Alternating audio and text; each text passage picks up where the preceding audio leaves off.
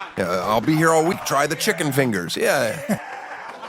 On Friday, I went to my son's preschool and I passed out 21, that's how many people are in his class, 21 index cards where I wrote a clean, funny joke that a 4-year-old would laugh at. And I gave them to the kids and I told them they needed to practice their joke over the weekend. And then on Monday, I went in, I had built a stage, a little backdrop, and made them a little comedy club at their preschool. And I was going to teach them how to do stand-up. And they were so excited. And I got a microphone and everything like that. Got a little stool, put a little kid's water bottle on the stage. And, I had them say funny things too, like, I'll be here all week. Try the chicken fingers. Yeah, we did. They just like to hear their voice amplified. But here's the thing. Every one of those kids memorized their joke, took it seriously. Like their parents told me, they're like, oh, our kid was working on his joke all weekend. And I was like, oh, that's great. And I was just, showing them that every kid hears all the time that they can be a doctor or, a firefighter. But, they might not be brave or they might be dumb as shit.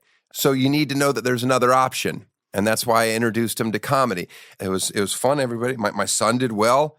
Here, let's play his joke.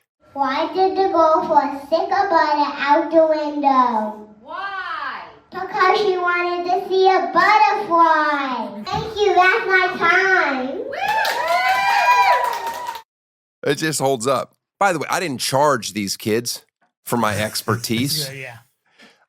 No, but there are these comedy classes. And if anybody ever talks to me about stand-up, they're like, what do you think of these comedy classes? I think they're ridiculous. I don't think anybody should pay money to learn how to do stand-up because to me, that was actually the fun part, was trying to figure out, how do I do this?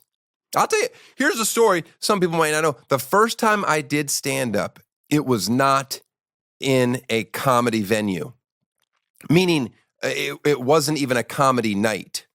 I just looked in the paper in Orlando and I saw open mic. And because I was thinking everything open mic means stand-up, I'm going to go to this. And I went there. It was like a little jazz club. And they were just having musicians go up and perform all night.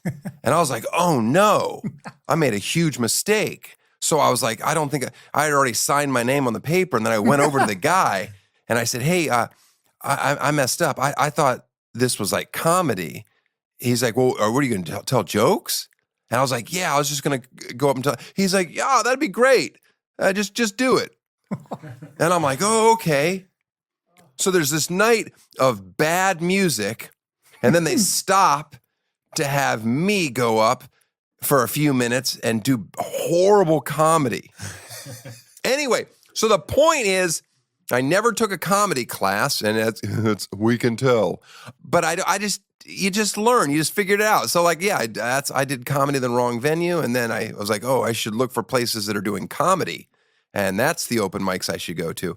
It worked out for you. Yeah, it worked out. And by the way, if you're somebody that's like, oh, I signed up for a comedy school and it helped me, then all right, fine. But I just don't think it's a necessary step in learning how to become a comedian. And I do say this to everyone. If you wanted to get into stand-up comedy, you'll get better.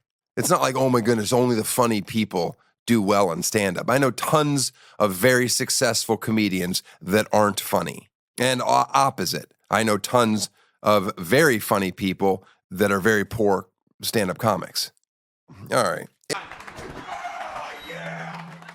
As embarrassing as it gets, dude. Getting hosed by your mom because you shit your pants. Your mom's